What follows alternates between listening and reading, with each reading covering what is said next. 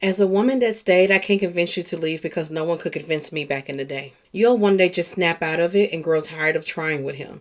You'll leave on your own when you've had enough. You'll go back a few times because your hope for you two hasn't died yet, but after some time, you'll leave for good. Everyone's threshold is different.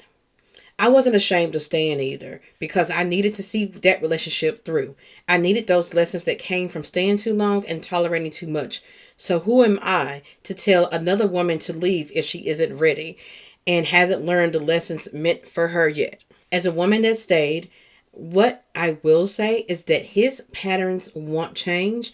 And if he does decide to change for you, it won't last because he did it for you and not himself, meaning that's not who he truly is at the core. And by the time he does decide to change, you're not going to even want him anymore because the damage is already done. I will also say that life can be so much better without him. That sadness you feel after it ends finally won't last forever. But continuing to stay, that sadness is everlasting and a roller coaster ride. You don't need him like you think you do, and there's better out there. A better life, a better and happier you, and eventually a better man too. That is something I wrote that's currently just right now on my Instagram page. I've been that girl too.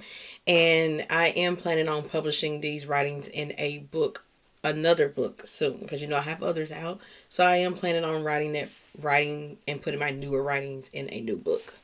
But I wrote that because it was like a trend going around, y'all, that women were saying this woman that stayed, leaves the first time, leave this time, leave and do this, and I get it. But for me, I wanted to be more truthful and give like a more nuanced view of it because in reality, we don't leave the first time. And no one can tell a woman that is, I guess you would say, like engulfed in that relationship to leave because it's like so much has probably already gone on in that relationship to make it difficult for you to leave. For starters, it could be financial stability. Like maybe like being with him, you are now taken care of financially to a sense, and you don't have your own finances, so it makes it difficult for you to leave. Or it could also be that you've been gaslit so much to question your own reality, so you don't even know what's real or what's fake. It could be that maybe he was really good to you in the beginning. He love bombed you more than likely, and now you're hoping to get that love back. It could be that you are alone wherever you're at, or you're feeling alone. Like, I get that, a man's not supposed to take away your loneliness, but let's be for real quick, especially if you're somewhere in a new space, like maybe you moved there with a man. I don't recommend, but we're here now. But maybe you've moved somewhere with a man, or maybe you're somewhere where you don't know anyone, or you just feel alone. We're human. It's you're gonna feel alone if you're in a place by yourself where you don't know anyone, and maybe that man gave you some type of comfort and stability at one point, and now he's giving you hell, and it's making it hard for you to leave because you feel like that right now where you're at is better. There's so many complexities to it of why women stay and don't leave the first time. And so I wanted to talk about that because I'm like, as a woman that's been in it, as a woman that's been through it, it's not just so simple to just get up and leave like that. And it's not like we're staying because we want to continue getting our heart broken. It's not like we're staying because we enjoy the relationship and we enjoy what's going on and we enjoy the toxicity. It's none of those things. It's just much deeper than that. And sometimes it's just that we can't leave right away. We have to build up our courage, to leave. And a lot of people also think that sometimes we're staying because the sex is good or because we are addicted to that with them. And in some cases, it can be for some women, but for me, it was never that. The sex was actually bad in my toxic relationships because they were selfish lovers. And so it was not that at all. It was more so that I was now like so in tune emotional um with their emotional needs, I guess you would say. Like the men that I dated in the past had a lot of deep emotional wounds, childhood trauma, and silly me thought that I could like heal it out of them, thought that I could love them through it, thought that if I just stick around and show them a better experience and show them that they are really loved and that someone can really love them and that I really love them, that I really want to, not necessarily heal them, but I guess I wanted to love them through it and let them and show them and prove to them. I know you shouldn't be proven, but I wanted to prove to them that, you can be loved and I love you for real. I love you for you. Like my love is true. And I stuck around because I wanted them to see that. And looking back now, I don't feel like anything was wrong with that. But let me explain a little more. I'm not saying to go pick and choose a man that is damaged so badly that you got to love him back to health. I'm not saying that. But I guess what I'm saying is that I look at myself now and how I was when I met my husband, right? When I met my husband, I was in a more damaged place than I thought. I thought I healed through everything, and maybe because I had healed through the bad relationship with my toxic exes, I healed from the heartbreak of that. Maybe I thought that, okay, I'm in a better place. And I was in a better place to date.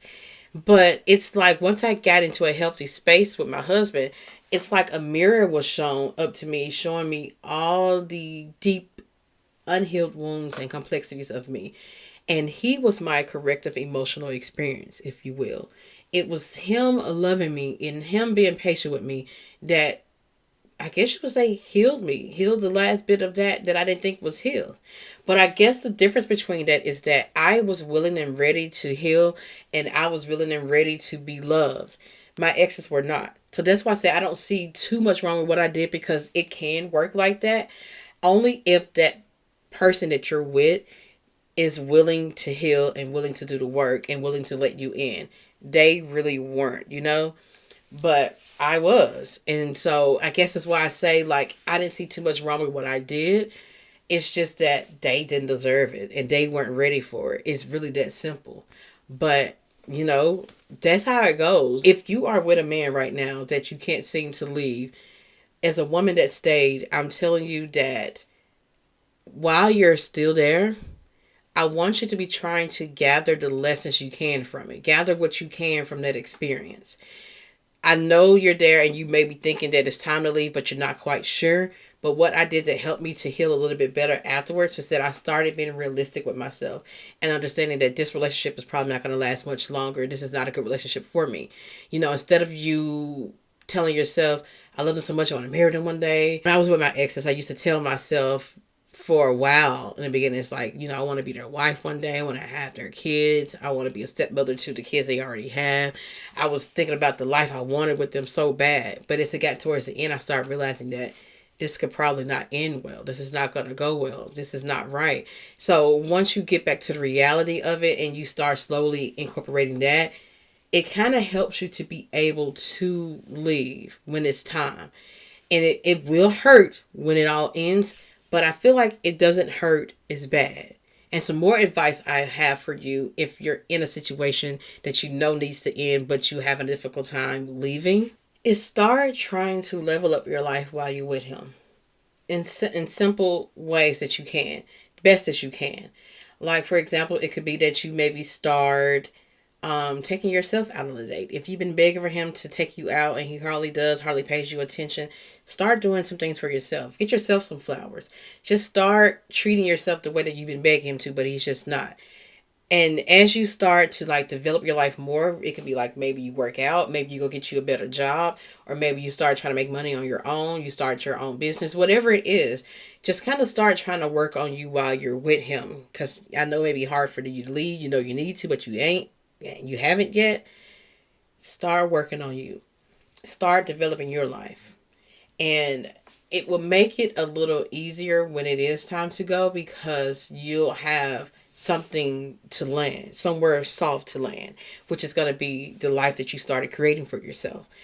And also, while you're with him, he may even start stepping up and realizing that, you're slipping between his fingers because you're not this same woman that is feeling down and out with low self-esteem, crying over him and crying to him and begging for him to treat you right. You start kind of doing some things on your own and start kind of going your own way. That's what I did with my exes, with both of them. It still hurt when it left, but I just kept developing my life. I remember distinctly with one ex, right? We it was like the holidays, and I was slowly getting tired of him. This is with John in the book Toxic Ex Chronicles. John, I don't think I included this bit in there now that I think about it. But what kind of got me to slowly start leaving him was not only because Sebastian was taking my attention. Those that know that read it, it wasn't only because Sebastian started taking my attention. I just slowly started, realizing that I hated here. With my ex. And I remember, like, for a holiday one time, we spent the holidays alone at my folks' house and in his folks' house. And he felt kind of off about it. And I enjoyed it. And I realized, you know what? I'm glad he's not here because he didn't eat pork. And so I didn't have to worry about asking my stepmom about what's in the food because she hates that. Asking what's this made of, what's in this, make sure he doesn't have pork. I ate my ham like I wanted. And something as simple as that. It's like, if he was here, I wouldn't be able to eat my ham in peace because he doesn't want me to even eat pork around him. And so that right there sealed it for me. Like, I want to be without him. Like, I feel great without him. And so as you start slowly doing more things by yourself, you realize that you don't have that hold on you. And you think the hold on you is normal or right, or that you're being a loving girlfriend. That's what I kept thinking I was doing. But when you have a moment without that hold, it's like a breath of fresh air. And it makes it easier to leave because you realize I don't need him. Like, I can be okay by myself. And so, once again, as a woman that stayed, I want you to understand that I understand why you're staying. Don't judge yourself. Don't shame yourself. I'm not here to do that. I never do that. I believe in soft love, not tough love. And I want you to give yourself soft love. I want you to understand the reasons why you're there, why you're staying. And oftentimes, it's usually some of the things I named at the start of the show. And it's also sometimes some things within ourselves internally. I did write a journal quote book that's out now, Getting Over Him and Back to You, that could really help as well. And in it, it asks some very thought-provoking, deep questions to help you understand yourself better and why you were in that relationship and why you stayed. Because it's never really about that man and what he's doing. It's all about you. It's about you understanding what you can change within yourself. And that's why I wrote this, because I want you to get over him and then back to you. And getting back to you, it's like two sections. There's a getting over him section that talks about the relationship. And then there's a getting back to you that talks more so about you. But really the whole thing is about you. When you start doing the journal prompts that's asking about your history, asking about your upbringing, asking about your trauma, you start to realize that your trauma and your upbringing and your feelings within is what helped you there. Because that's what I realized. Like, my exes weren't all that. I didn't need them. I was too much for them. I was too good for them. They did not deserve me at all. And as you do that journal book, you realize, like, it was me all along. It was me that made them special. It was me with my trauma that thought that it had me clinging to someone that didn't deserve me. Had me clinging to someone that was beneath me, really, that wasn't ready for my love. And a lot of times it's because of our abandonment wounds and our trauma. It's all of those things. So for that, you cannot be ashamed of. You cannot shame yourself for that. You cannot let social media, anyone else shame you. Anyone that says, it's your fault you stayed. That is, no, it's not. And I want you to get that out of your head and don't blame yourself either, okay? So, as a woman that stayed and finally got out, I'm telling you that in order to heal after finally getting out of that, you cannot blame yourself. Holding yourself accountable doesn't include you shaming yourself and telling yourself that you deserved all the mistreatment because you are the one that stayed. It's more so you looking at why you stayed and what was the underlying reasons for why you felt like that man was so special to you, even though he was mistreating you. Why did you stay in that? It's understanding yourself so much better, which is going to help you to love yourself better and to help you to heal from that and not continue to blame yourself. Because if you just keep blaming yourself after that, you're going to turn into like the man that has hurt you. You're going to end up being the type that won't let love in ever again. And do you want that? Because I know you really want love. You really want a good relationship. But it would be hard to have that if you are shaming yourself and feeling bitter and jaded from love, So, yeah. I hope that helps, because as a woman that stayed, I definitely understand and I feel you. And we're here. I get it. I definitely get it.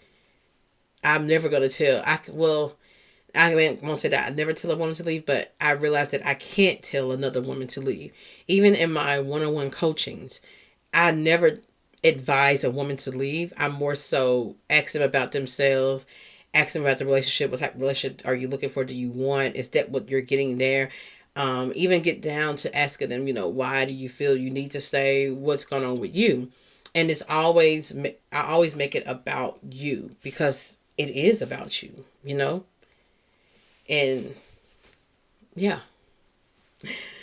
that's all I got for this podcast episode, girlfriends.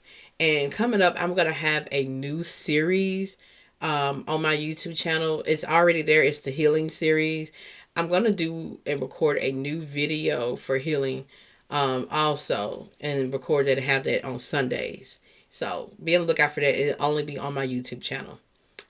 If you are interested in the journal quote book that I talked about, that is at I'veBeenThatGirl.net. It's Getting Over Him and Back to You by Kendall D. You can find it on Amazon or at the I'veBeenThatGirl.net link. And that's where you can find the ebook for $10 as well. But that's all I got for this podcast episode, girlfriends. Until the next one, peace out. Excuse me, can I please talk to you for a minute?